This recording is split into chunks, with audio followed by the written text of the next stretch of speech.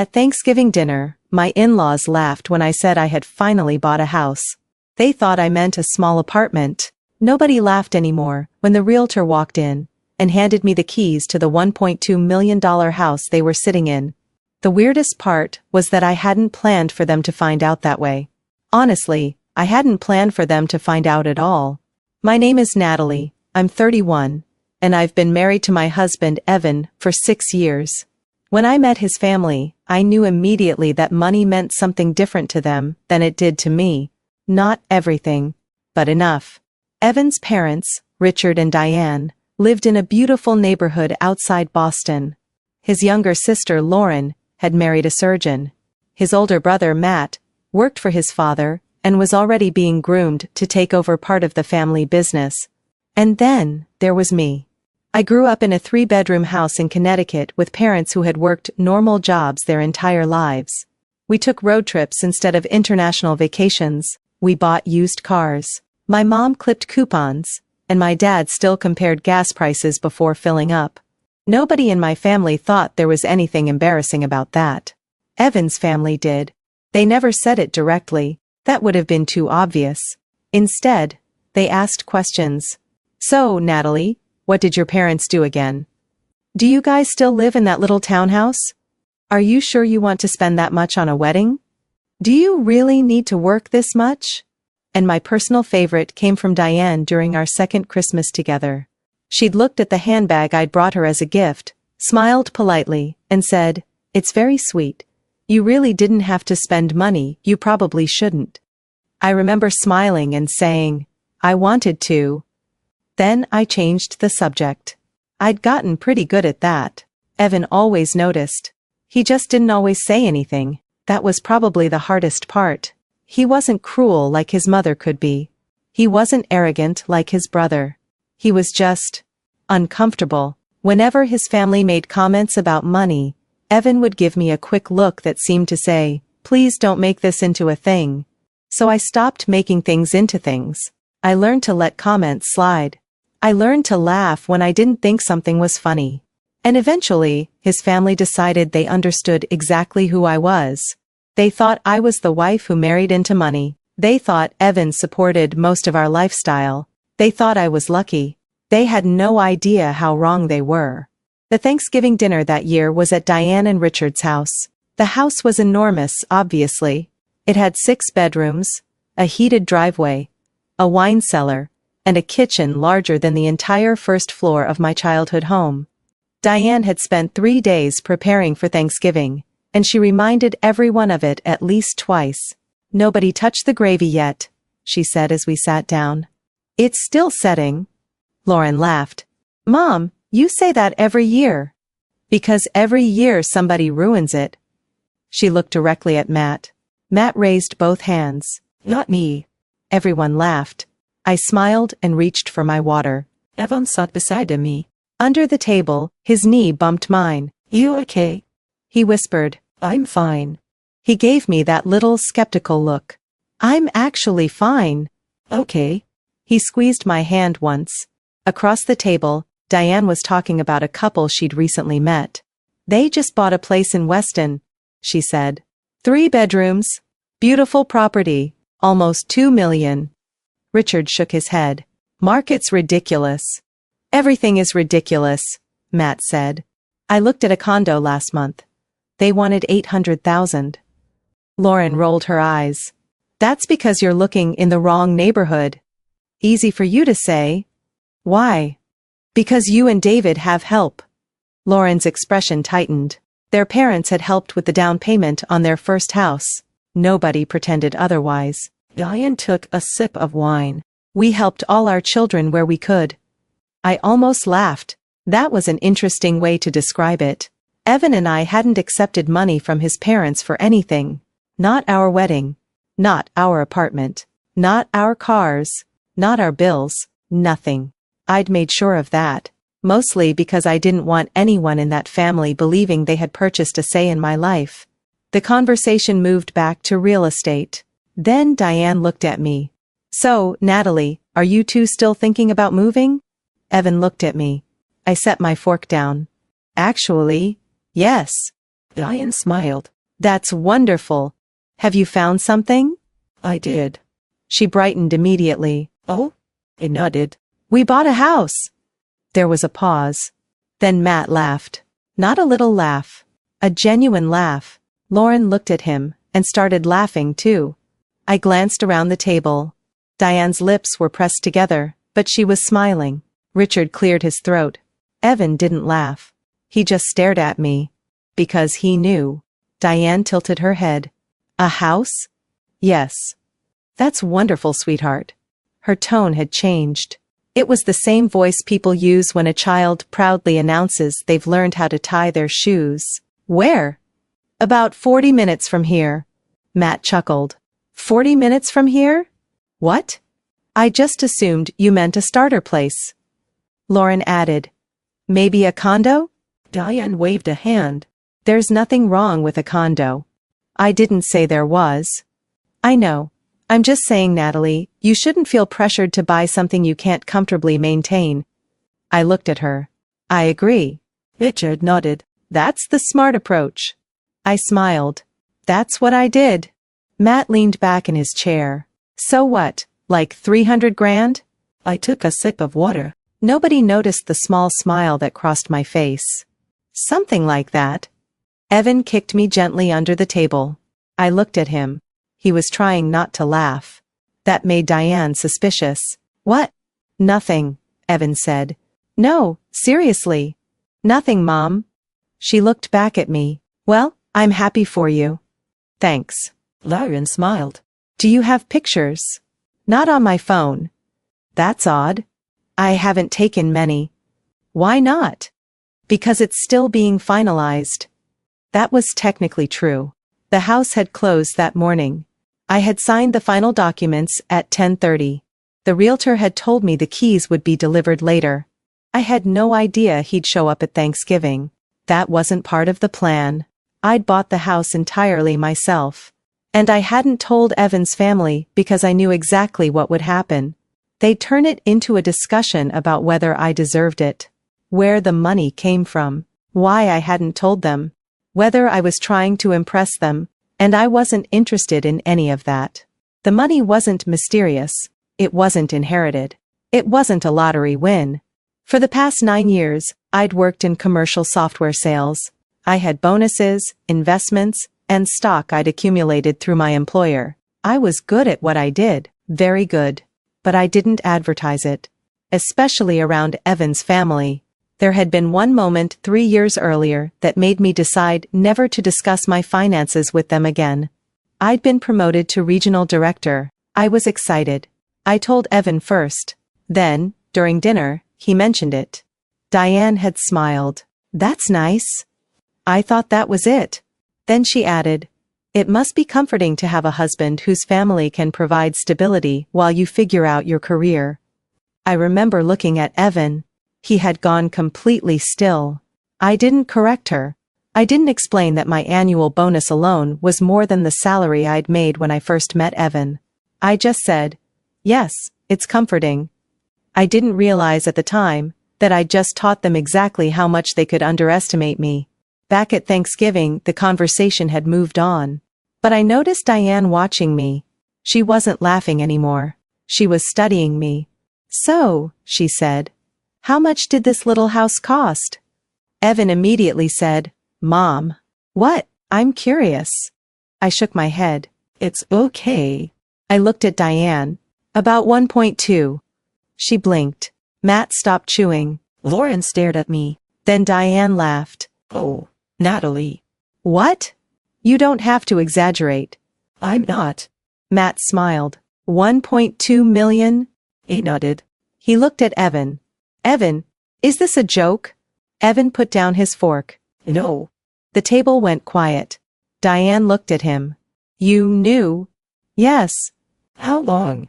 A few weeks? Her face changed. You've known for weeks? Yes.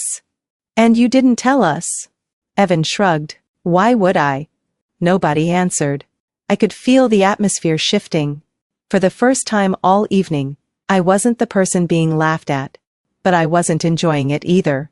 Because there was something they didn't understand. The $1.2 million house wasn't just expensive. It was the exact house we were sitting in, Diane's house. Or at least it had been. She had no idea the sale had closed that morning. Neither did Richard, neither did Matt, neither did Lauren. Only Evan knew. And even he hadn't realized I planned to reveal it today. I'd wanted to wait until after dinner. I wanted to tell them privately. Evan had suggested we simply tell them after the holidays. I disagreed. Not because I wanted to humiliate them. Because I was tired of feeling like I needed permission to be successful. Diane looked at me. Where exactly did you say the house was? I smiled. I didn't. How did you afford it? Diane. No, I'm just asking. I looked at Richard. He hadn't said anything for several minutes. He was staring at me with an expression I couldn't quite read. Did you sell something? He asked. No. Did your parents help? No. Did Evan? No. That answer seemed to bother him. Then where did the money come from? I earned it. Diane leaned back. That's a lot of money to have saved. I didn't save all of it. Then? Investments? Matt laughed quietly. Okay. I turned toward him. What's funny? He shook his head. Nothing. No. Go ahead. Diane cut in. Natalie. This isn't an interrogation. Then why does it feel like one? Silence. Evan reached for my hand. This time, I didn't pull away. Diane sighed. I'm just surprised. I know. That's all. He nodded. Okay. Then the doorbell rang. Everyone looked toward the hallway. Diane frowned. Are you expecting someone? Richard shook his head. No. Evan looked at me. I didn't say anything. The bell rang again. Diane stood. I'll get. She walked toward the foyer. A few seconds later, we heard her voice. Can I help you? A man's voice answered. Hi, I'm Daniel Harper. I'm looking for Natalie Collins. My stomach tightened. Evan looked at me. Matt's eyebrows rose. Diane called from the doorway. Natalia? He stood. That's me. I walked into the foyer. The man standing outside was wearing a dark coat and carrying a small leather case. He smiled when he saw me. Natalia? Yes. Daniel Harper. We spoke this morning. Diane looked between us. Spoke about what? Daniel glanced at her. Then at me. I was asked to bring something over personally. I smiled. Thank you for coming. He stepped inside. Diane moved aside automatically. Of course. Daniel looked around the foyer. Then he smiled. Congratulations again. Diane froze. Congratulations? I didn't answer. Daniel reached into his coat pocket. He pulled out a small ring of keys. These are yours. The entire hallway went silent. Diane stared at the keys. Then she looked at me. What's that? I took them. House keys. Richard had walked into the foyer behind her. He looked at Daniel. Wait. Daniel smiled politely. Mr. Collins? Yes. Daniel looked at me. Would you like me to explain? He nodded. He took a breath. Absolutely. The closing went through this morning. Everything is officially recorded. Richard stared at him. Closing for what? Daniel looked slightly confused. For the property. Diane's face had gone pale. What property? Daniel looked at me. The property at this address. Nobody moved. Matt appeared behind Richard. Lauren stood in the doorway. Evan was still at the dining room table. Daniel held out a folder. All of the final documents are in here. Diane looked at me. No. I didn't say anything. She looked around the foyer, as if the walls themselves had suddenly become unfamiliar. No, this house isn't. Richard cut her off. Diane. She turned to him. What? He stared at me. You bought this house? He nodded. Yes. He looked at Daniel. You're the realtor? Yes. Richard took a step toward him. You sold her this house? Daniel nodded. Yes. Matt let out a short laugh of disbelief. You're kidding. No, I said. He looked at me. But this is Mom and Dad's house. Not anymore. The silence that followed was almost uncomfortable enough to touch. Diane looked at Richard. Tell me this is some kind of misunderstanding. Richard didn't answer. She looked back at me. You bought our house? I bought the house. With what money? I already told you. That's not possible. Daniel shifted awkwardly. I can give everyone some privacy. No, Diane said quickly. She turned toward him. Please don't leave. Daniel looked at me. I nodded. He stayed. Diane walked to the nearest chair and sat down. Her face was completely different now, not angry, not embarrassed, just stunned. You knew, she whispered to Evan. Evan finally stood. I knew she was buying a house. You knew it was this house? He nodded. Diane stared at her son. You let her buy our house? Evan's expression tightened. Mom, you decided to sell it. To anyone. I didn't realize I needed to stop my wife from buying it. Richard rubbed his forehead. We were going to move. I know, Evan said. She knew? I answered. Yes. Diane looked at me. How long? About 2 months. And you never said anything. No. Why? I looked at her. Because I knew you'd try to talk me out of it. She opened her mouth, then closed it. For once, she didn't have an immediate answer. Daniel cleared his throat. There is actually one other thing. I looked at him. What? He glanced toward Richard. The previous owners requested that the buyer receive the property records directly because there was an item they wanted transferred with the house. Richard frowned. What item? Daniel looked at me. I assumed you already knew. I don't. He opened the leather case. There was a clause in the sale agreement concerning the grandfather clock in the study. Richard's face changed. What about it? Daniel looked uncomfortable. The seller requested that it remain with the property. Diane stood abruptly. That's impossible. Richard looked at her. Diane. She shook her head. No, that clock was supposed to go with us. Daniel checked his papers. I'm sorry, but the contract specifically states that it stays. I looked toward the study. I'd never cared much about the clock. It was old, heavy, and had belonged to Richard's grandfather. But suddenly, everyone was looking at it like it contained something more important than a clock. Diane looked at Richard. Did you tell them? Richard's face had gone pale. Tell them what? She stared at him. Then she realized she'd said too much. I looked between them. What am I missing? Neither answered. Daniel glanced at me. There's one more document. He pulled a folded sheet from the folder. The seller's attorney included this with the closing package. I took it. My name was written across the top. I looked at Evan. He looked just as confused as I was. I unfolded the paper. The first line was enough to make my heart start pounding. It wasn't from the realtor. It wasn't from Diane. It wasn't from Richard. It was from someone whose name I hadn't seen in years. And as I read the first sentence, I realized the house hadn't just been sold to me. It had been waiting for me. I stared at the envelope in my hand for a few seconds without opening it. My name was written across the front in handwriting I recognized immediately. Not because I had seen it recently, because I hadn't seen it in years. My grandfather's handwriting. Natalia? Evan's voice pulled me back into the room. I looked up. He was standing beside me, still holding the empty wineglass he'd been carrying when the realtor handed me the keys. His expression had changed completely. The joking, slightly embarrassed look he'd worn through dinner was gone. He looked worried. What is it? He asked. I turned the envelope over. There was no return address. Just my name. And beneath it, in smaller handwriting, open this before you make any decisions about the house. I felt my stomach tighten. Richard noticed. What now? He asked. I looked at him.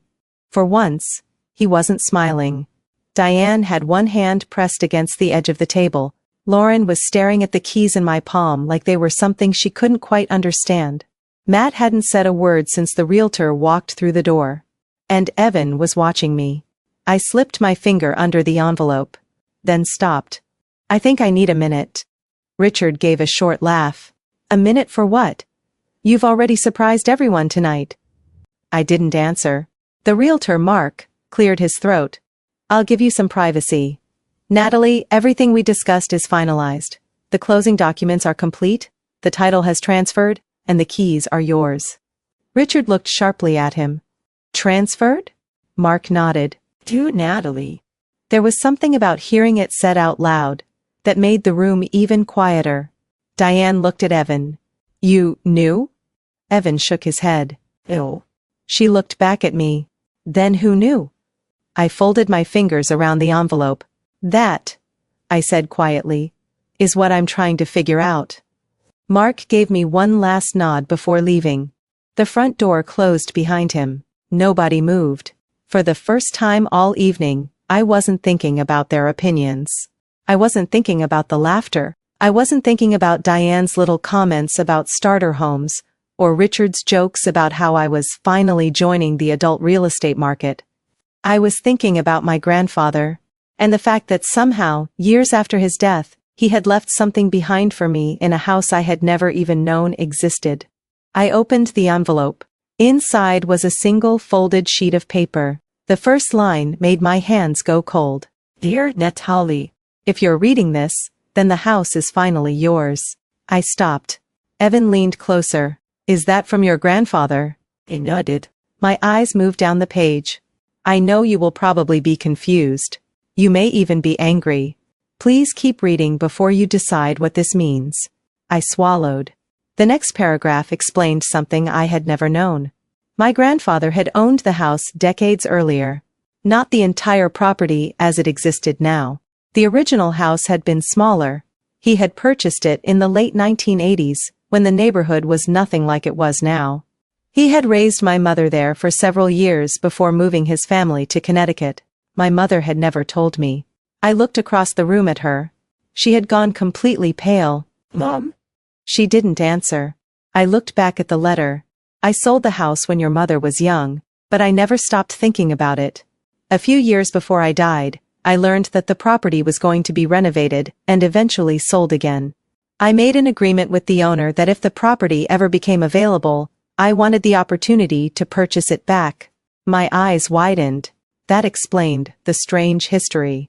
But not me, not the keys in my hand. I kept reading. I wasn't able to complete that plan myself, so I made arrangements with someone I trusted. If the house ever came back onto the market, it was to be offered to my family first. And if you were in a position to buy it, I wanted you to have the chance. I looked at the house around me. The hardwood floors. The old staircase. The fireplace where we'd eaten Thanksgiving dinner. The framed photographs hanging in the hallway. I'd thought the house was beautiful. I hadn't known it was part of my family's history. Then I reached the final paragraph. You always believed you came from an ordinary family. You were right. We were ordinary. But ordinary doesn't mean insignificant. I wanted you to have a place that reminded you where you came from, not because it was expensive, but because you earned the right to choose what home means to you. My vision blurred. At the bottom was his signature. Love, Grandpa. I lowered the paper. Nobody spoke. Then my mother whispered, I didn't know he wrote that. I looked at her. You knew about the house? She closed her eyes. And that answer was enough. She sat down. I knew Grandpa had owned it. Richard stared at her. You knew? She nodded slowly. But I didn't know he'd arranged for Natalie to buy it. Diane looked between us. So this wasn't just some random purchase? No, I said. My voice sounded different, even to me. It wasn't. Evan came over and sat beside me. I don't understand, he said. How did you even afford this? That was the question everyone had been avoiding. I looked at him. I didn't inherit the money. Richard's eyebrows lifted. Then how? I took a breath. I've been saving for years. Lauren let out a small laugh. Saving? I looked at her. Yes. She didn't look amused anymore. I explained that I had started investing conservatively when I was 24. I had lived below my means, kept my expenses low, and eventually built a small consulting business on the side of my regular job. It wasn't glamorous. There was no secret fortune, no billionaire connection, no lottery. Just years of work and a lot of saying no to things I wanted because I had a different goal. The house wasn't something I'd casually decided to buy. I'd spent nearly 2 years preparing, and I had intentionally kept it private.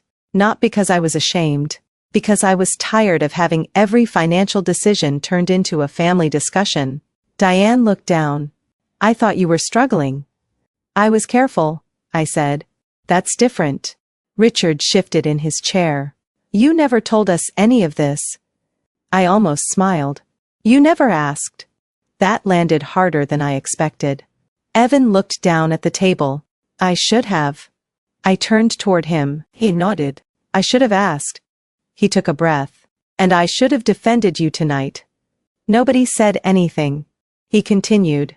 When my parents made those comments about you, I kept telling myself they were just joking. I didn't want to fight at Thanksgiving. His eyes met mine. That was cowardly. I didn't disagree. Richard looked irritated. Evan, don't turn this into... Ew, Dad. Everyone looked at him. He rarely interrupted his father. I let you talk about Natalie like she was some outsider for years, because it was easier than telling you to stop. Richard stared at him. And she never once asked you for anything, Evan said. That was the first time all evening I saw Diane look genuinely ashamed, but the letter wasn't finished. There was writing on the back. I hadn't noticed it. I turned the page. My grandfather had added one final note. There is one thing I hope you understand. Your mother was always afraid of losing this house because she thought it represented the only proof that her childhood mattered. Don't let that fear become your burden. I looked at Mom. She was crying now. Quietly. Not dramatically, just tears running down her face as she stared at the floor. Mom, I said softly. She wiped her cheek. When your grandfather sold this place, I was 16, she said. Nobody interrupted. I was furious with him. I thought he'd thrown away our home. She looked around the room. I didn't know he'd been trying to buy it back. I folded the letter. What happened? Mom took a long breath. He tried. She looked at me. He couldn't afford to buy it back when he wanted to, and by the time he could, the owner wouldn't sell. She gave a small, sad smile. Your grandfather carried that regret for years.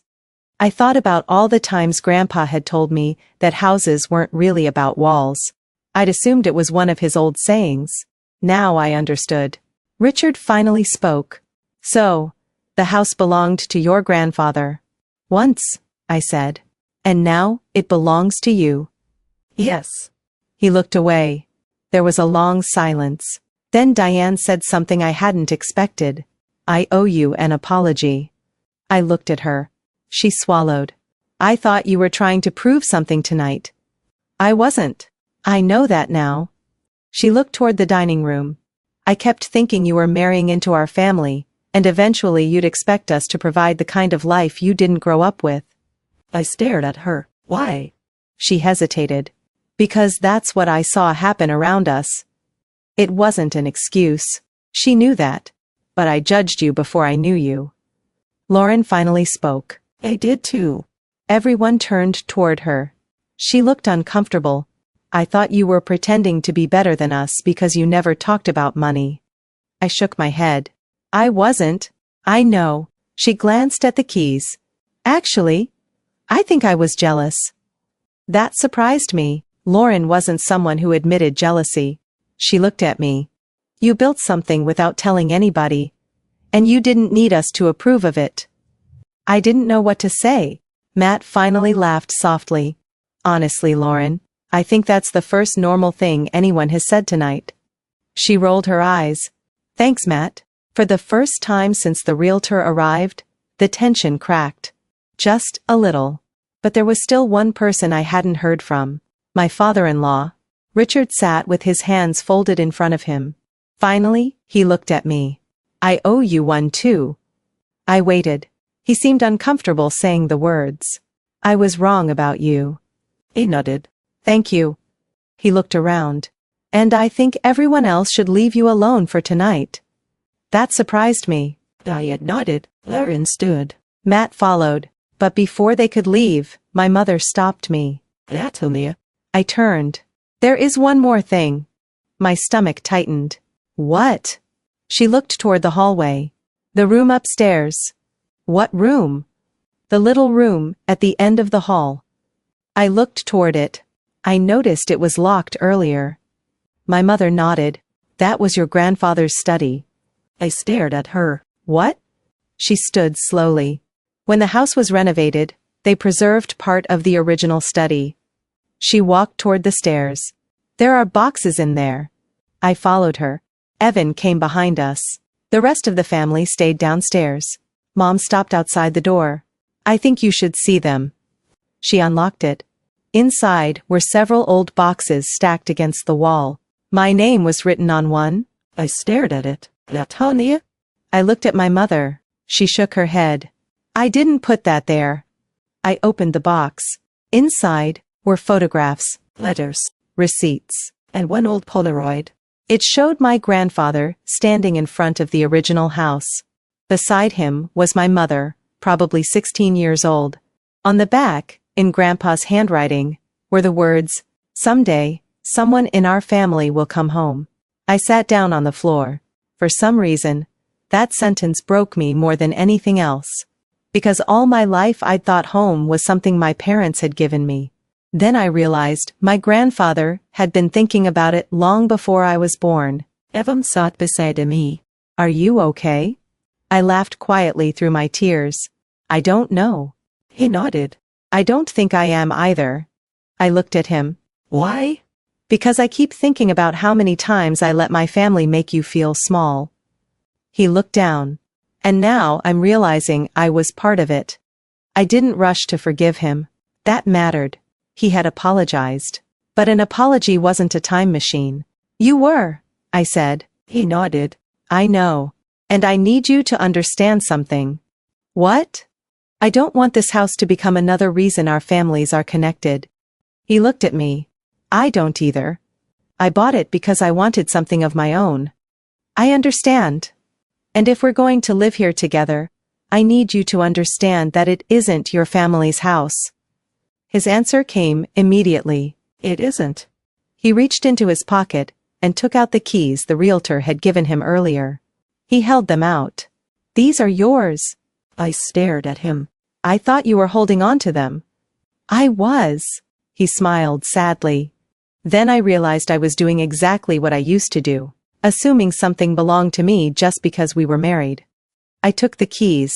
I want you here, I said. His face changed. But I need you to stand beside me, not behind your family. He nodded. I will.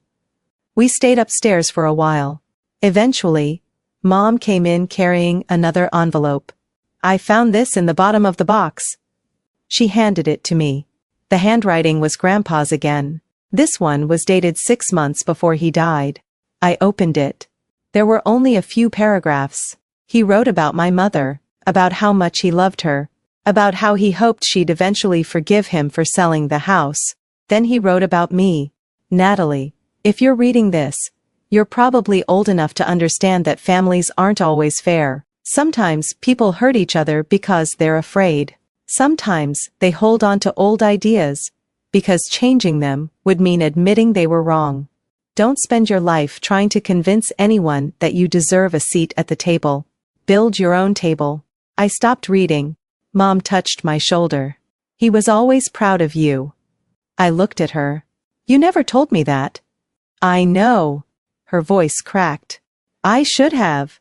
She sat beside me. I spent so many years worrying about keeping everyone happy that I didn't realize how often you were the one paying for it. That was the apology I'd wanted from her, not because it fixed everything, because it finally named the thing that had hurt. I forgive you, I said. She started crying again. But I need you to understand that forgiveness doesn't mean everything goes back to the way it was. I know. She hugged me. And for once, I didn't feel like I had to be the one comforting someone else. Downstairs, the family had started cleaning up. Nobody made jokes about my house. Nobody asked how much money I had. Nobody made comments about Connecticut or starter homes. The silence felt different now. Not uncomfortable, respectful. When I finally came downstairs, Richard was standing near the fireplace. He looked at me. "You know," he said, "your grandfather had good taste." I smiled. "He did." Richard nodded toward the house. "Take care of it." I looked around. "I will." He hesitated. "And, Natalie?" "Yeah." "You don't owe us anything because you own this place." I hadn't expected that. "Thank you." He nodded. Diane came over and hugged me. It was awkward.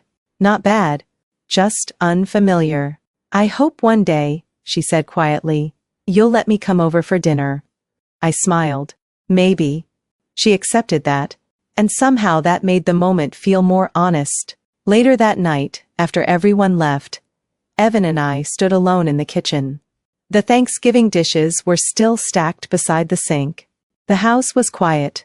I put Grandpa's letter on the counter. Evan looked at it. "Do you regret buying it?" I looked around.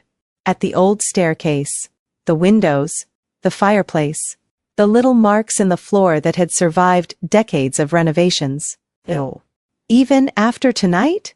I shook my head. "Especially after tonight." He smiled. "What are you thinking?" I thought about Grandpa, about my mother as a teenager, about the little girl I had been when I first learned that my family's money could determine how people treated me, and about the woman I'd become. I think I've been trying to prove for years that I belong. Evan waited. "I don't think I care anymore." He took my hand. "You don't have to." I looked at the keys sitting on the counter. They weren't just proof that I could afford a house. They were proof that I could make decisions without asking anyone for permission. The next morning, I called my parents. Mom answered. "How are you feeling?" "Good." There was a pause. "Your father wants to know if you're keeping the old study." I smiled. "Yeah, good." I could hear him in the background. Then Mom said, "He wants to know if he can help you fix it up." I laughed. "Tell him he can come over Saturday." There was a pause. "Really? Really?" And that Saturday, my dad showed up with a toolbox. Mom brought coffee. Evan brought breakfast. For the first time, my family came into my home without treating it like something they had a right to. They knocked. I opened the door, and I invited them in. The old study became my favorite room in the house. I kept Grandpa's photographs there. I framed the note he had left me. Not because I needed to prove anything, but because every time I looked at it, I remembered what he'd said. Build your own table. A few months later, I hosted Easter dinner. Everyone came. Richard brought a pie. Diane brought flowers. Lauren brought a bottle of wine and apologized before I could accuse her of anything. Matt made a joke about never laughing at someone's real estate announcement again. Even Mom laughed. At one point, Richard stood in the kitchen beside me. "You know," he said, "I thought I understood success." I looked at him. He shrugged. "I was wrong." I didn't know how to respond, so I just handed him another plate. "Then you can start by carrying these to the table." He laughed. "Fair enough." And he did. That night, after everyone left, Evan and I sat on the front porch. The neighborhood was quiet. The porch light reflected off the windows. He leaned back in his chair. "Do you ever think about that Thanksgiving?" "All the time." "Do you wish the realtor hadn't shown up?" I smiled. "No." "Even though it exposed everything?" I looked at the house. "At my house. Our house," I corrected. He smiled. "Our house." I rested my head against the chair. For years, I'd thought the hardest part of being underestimated was proving people wrong. It wasn't. The hardest part was realizing how much of your life you'd spent trying to earn approval from people who had already decided what you were worth. Grandpa understood that before I ever did. The house hadn't really been waiting for me. It had been waiting for me to stop asking whether I belonged. And once I finally understood that, the keys in my hand didn't feel like proof that I had finally made it. They felt like permission to stop proving myself at all.